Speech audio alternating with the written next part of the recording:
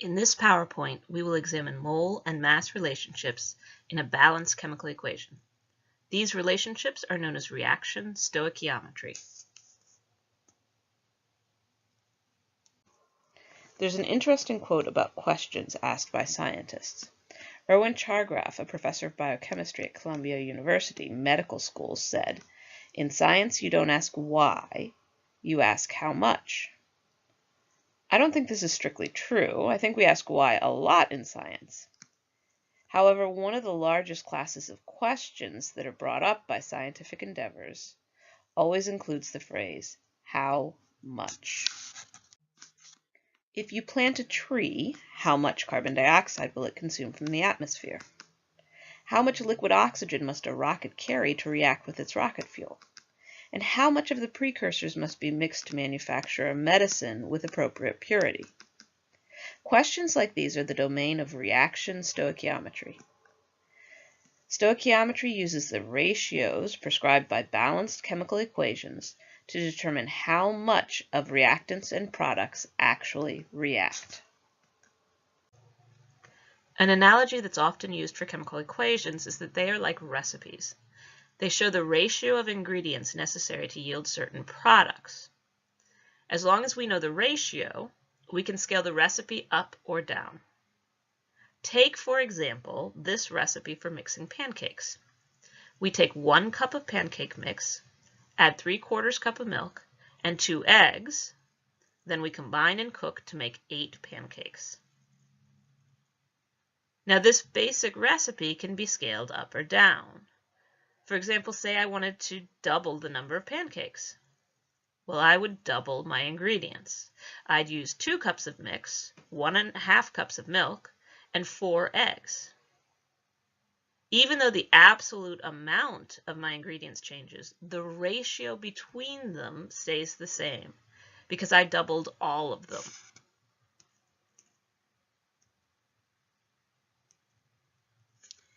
Because the recipe gives consistent ratios, we can actually use these as conversion factors to help us determine how many ingredients we might need to produce a different amount of pancakes. For example, say I wanted 36 pancakes. Well, how many eggs would I need? I can use the ratio from the recipe to convert between pancakes and eggs. So in my recipe, the ratio is 2 eggs for every 8 pancakes. I can multiply the amount of pancakes that I want by this ratio. Since I want to cancel out pancakes, the amount of pancakes from the recipe has to go in the denominator of my conversion factor. And I want to figure out the number of eggs, so the number of eggs from the recipe has to go in the numerator. Pancakes will cancel out. I'll be left with eggs. And just like any other dimensional analysis problem, you multiply by everything on top, you divide by everything on bottom. So 36 times 2 divided by 8 gives me 9 eggs.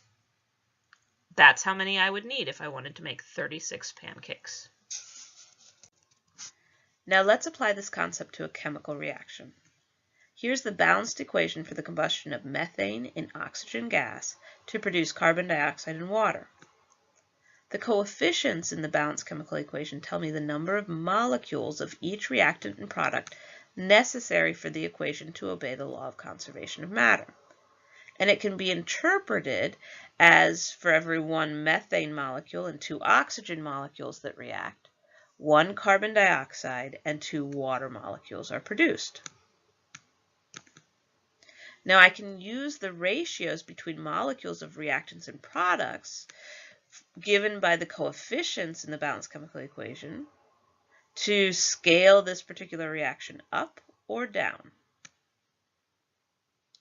For example, if I had 56 molecules of oxygen and I wanted to know how many molecules of CO2 I could produce, I could use the ratio of CO2 to O2 from the balanced chemical equation to figure this out.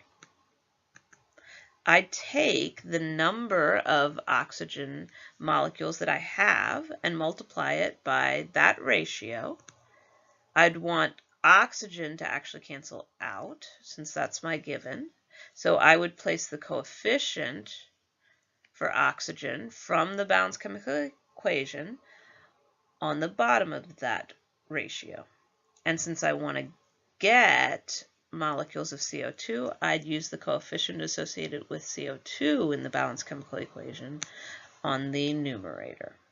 I'd multiply through by everything on top, divide by everything on bottom, and I would find that I could produce 28 carbon dioxide molecules for every 56 molecules of O2 that react. In reality, reactions don't take place with 1 or 2 molecules at a time, or even 56 molecules. Even a tiny amount of methane contains a huge number of molecules. So a better unit for our conversions would probably be moles, where 1 mole equals 6.022 times 10 to the 23rd molecules. This scales things up to a much more reasonable level for our world. We use the ratios and the coefficients in the same way, though. Instead of 1 molecule of methane, it's 1 mole of methane molecules that reacts with 2 moles of oxygen molecules to produce 1 mole of carbon dioxide and 2 moles of water. Now, say I wanted to know how many moles of methane were needed to make 0.42 moles of water molecules. I could multiply that 0.42 moles of water that I need by a ratio of methane to water from the balanced chemical equation. Since I want to cancel out water, that's my given, and I want to cancel that out, I have to put the coefficient from the balanced chemical equation for water on the denominator of my conversion factor. I want to get methane, so that coefficient actually has to go on the top. Moles of water cancel out for my units. And I multiply by everything on top, divide by everything on the bottom. 0.42 times 1 divided by 2 gives me 0.21 moles of methane necessary to produce 0.42 moles of water in this reaction. So the last example is known as a mole-to-mole stoichiometry question, where we can convert from moles of one substance in a chemical equation to another simply by using a ratio of the coefficients from the balanced chemical equation for these substances. So let's look at another example. This time we want to know how many moles of molecular oxygen will be consumed during the combustion of 3.56 moles of octane gas.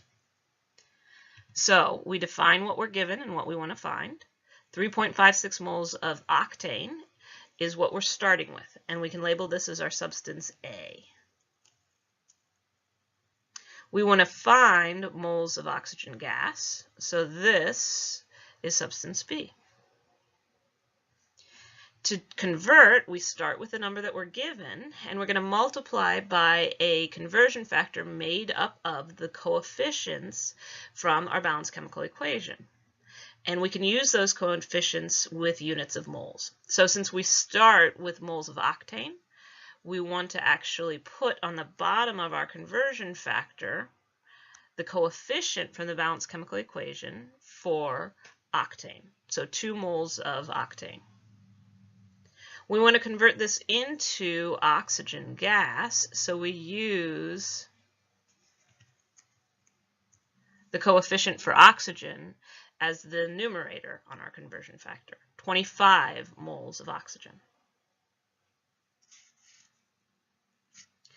Now, our moles of octane will cancel out, and we multiply by everything on bottom, divide by everything on top. 3.56 times 25 divided by 2 gives us 44.5 moles of oxygen gas. That's how much will be consumed if 3.56 moles of octane gas are burned. While moles are at the heart of our stoichiometry conversions, we don't usually measure moles directly in the laboratory. Instead, we're much more likely to measure something like mass in order to indicate the amount of our reactants or products that we have. So in order to do stoichiometry and predict amounts of reactant or product that are needed, we actually have to convert between mass and moles. And you already know how to do that. We just have to use the molar mass of our substances. So let's look at an example of a mass-to-mass stoichiometry problem. So how many grams of carbon dioxide are produced from the combustion of propane, C3H8, found in a small LPG or liquefied petroleum gas container? So this is like the propane tank that you have on your gas grill. And they usually contain about 9,100 grams or 9.1 kilograms of propane. So this is a mass-to-mass problem. I know this because I'm given my amounts in mass for propane, and I'm asked to find units of grams or mass of my product, carbon dioxide. So we start with what we're given, our 9,100 grams, and we convert that into moles. So to do that, we need to use the molar mass of propane, of C3H8. So we add together the formula mass for C3H8, and we find that it's 44.11 grams. That's 3 carbons and 8 hydrogens added together. That goes on the bottom so that my grams of propane actually cancel out. It's a molar mass, so what has to go on the top is 1 mole. And this gets me to moles of propane. My next step will be to convert moles of propane to moles of carbon dioxide, what I'm trying to find. So in order to do this, I'm going to use the coefficients from the balanced chemical equation. And I want to cancel out moles of propane, so I'm going to use the coefficient for propane on the bottom of the next conversion factor. And there's a no number, no coefficient, so we assume that's 1 for moles of propane. On the top, we use the coefficient for moles of carbon dioxide. So that's a 3 coefficient, so 3 moles of carbon dioxide. My moles of propane are going to cancel out here. And my last step is going to be to convert from moles of carbon dioxide to grams of carbon dioxide. And I can do this with the molar mass of carbon dioxide. So if I add together 1 carbon and 2 oxygens, I actually find that that's 44.01 grams. So mole goes on the bottom this time. I'm multiplying by my molar mass. And the moles of carbon dioxide actually cancel out. And my final answer is 27,238 grams of carbon dioxide. Now, in terms of significant figures, we'd probably be better off rounding to 2 significant figures. Remember that our starting number, 9,100 grams, when there's no decimal written in that number explicitly, the trailing zeros, those 2 zeros at the end, are ambiguous in terms of whether we should count them as significant or not. So my general rule of thumb is to not count them. I think it's safer off to introduce a little bit more uncertainty in that way, or assume that there's a little more uncertainty. And so I would round this final answer to 2 significant figures, which would actually be the 7 would be the second significant figure, and that would give us 2.7 times 10 to the 4th grams of carbon dioxide. Let's look at another example of a mass-to-mass stoichiometry problem. In this one, we're asked to find the mass of carbon monoxide that's required to react with 25.13 grams of iron 3 oxide, according to the equation above. So this is a mass-to-mass problem. I know it's mass-to-mass because I'm given an amount in grams, which is mass, and asked to determine the mass of carbon monoxide.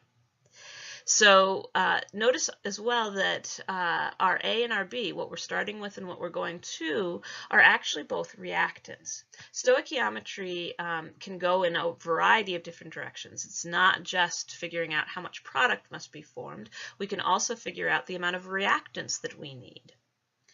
So as long as we can define those ratios from the balanced chemical equation, it doesn't matter whether it's a reactant to reactant ratio, a product to reactant, or a product to product ratio, as long as we're dealing with the ratios from the balanced chemical equation.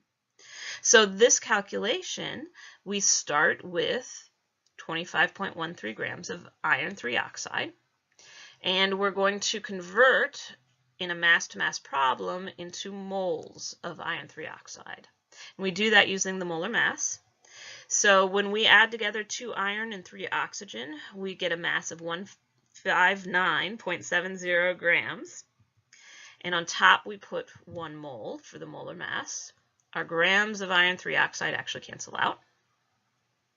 Our next step is going to be to convert to moles of carbon monoxide. So we use the coefficients from the balanced chemical equation. On the bottom, it's 1 mole of iron 3 oxide versus 3 moles of carbon monoxide. And the 3, of course, comes from the balanced chemical equation, the coefficient, as does the 1 on the iron 3 oxide. So moles of iron 3 oxide cancel out. Our last step is going to be to convert from moles of carbon monoxide to mass of carbon monoxide. And this is just a simple calculation using our molar mass of carbon monoxide. We put 1 mole of carbon monoxide on the bottom. It's always 1 mole for molar mass. And on the top is the actual mass of carbon plus 1 oxygen, which is 28.01 grams. My moles of carbon monoxide cancel out. I multiply through by everything on top, divide by everything on bottom, and I get 13.2228 grams of carbon monoxide. And I'm carrying extra significant figures here, so I can round this to the same number of significant figures that I started with. There's 4 in 25.13. They're all non-zeros there. So that means that I round my final answer to 4 significant figures. That would be the second 2 after the decimal. So 13.22 grams of carbon monoxide.